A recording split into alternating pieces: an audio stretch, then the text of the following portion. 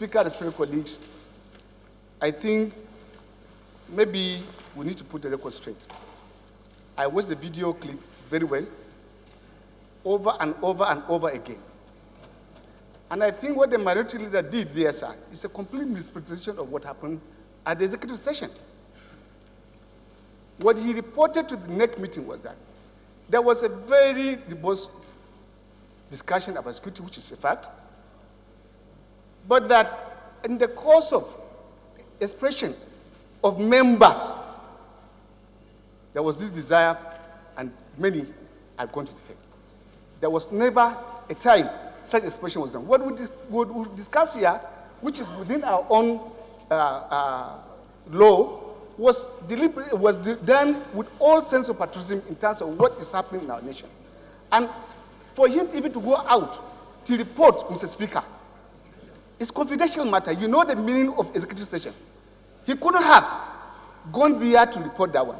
And Mr. Speaker, I want to say that there is a kind of false platform that I'm seeing, because after that meeting, sir, PDP caucus of those two chambers went and had another discussion, a kind of build up on the security situation. And I think, Mr. Speaker, we need to be serious. I say we need to be serious. I see somebody as a Berebe, who is the leader in the Senate, championing that, yes, there are many flaws. He bailed Nnamdi. During the NSAS, we knew what happened.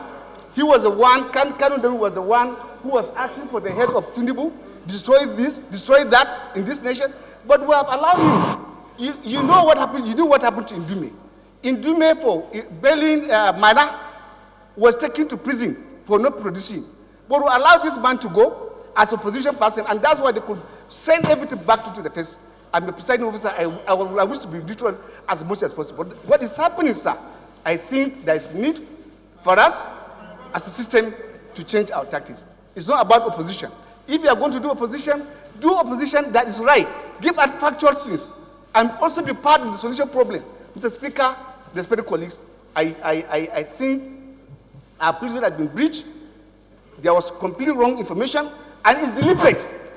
And that's why I'm citing the issue of what I've seen the minority leader in the Senate have done, with all of them sitting behind him.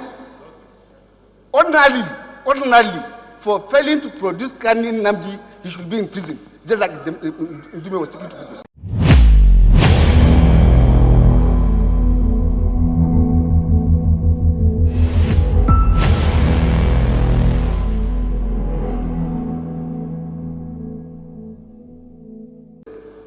It was canvassed up to appeal.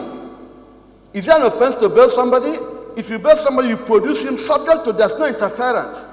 The last contact the man in question had was with the military. The senator to bail, the man was coming to court regularly. The senator didn't default. He was called to show cause, and he showed cause successfully. Why is it a point of reference in the parliament? That's a breach of my privilege. That's my senator. We shouldn't canvass there. It's here. Except we are now trying to see that an appellate court or interfering with the judiciary. The matter went on a full whole course with the judiciary. We are aware of that. We should take judicial notice of that. He was asked to show cause, and he did show cause. I said, I was producing this man when there was no interference. We should ask the military, why did they keep him? So for we to come here now to make allusion to that, it's not proper. We should do things that will get us peaceful.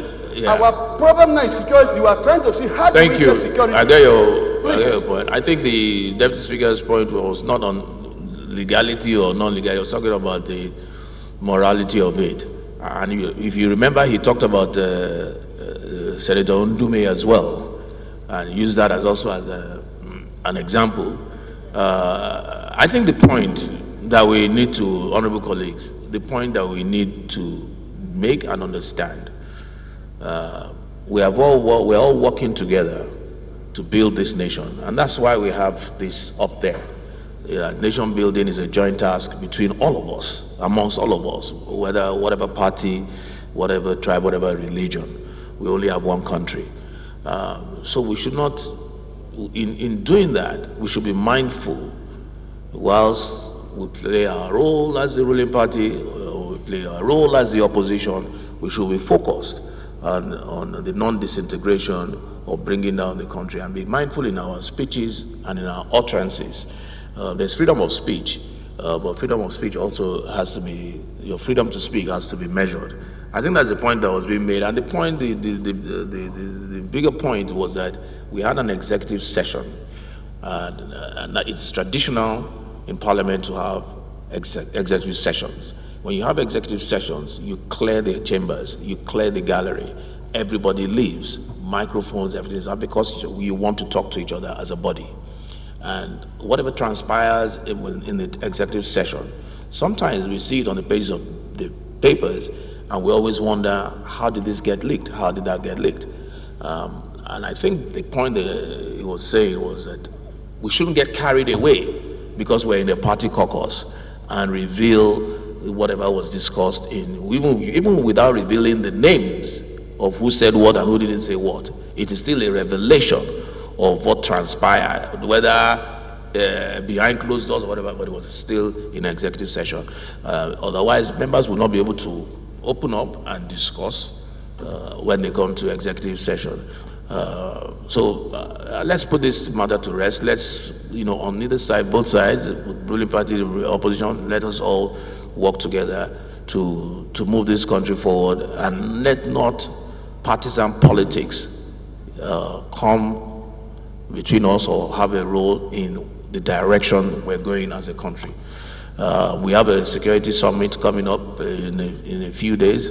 The members comprise of both PDP, Labour, APC, and that's the spirit I think we should carry on. So I think let's just put this baby to rest now. Thank you. Yes.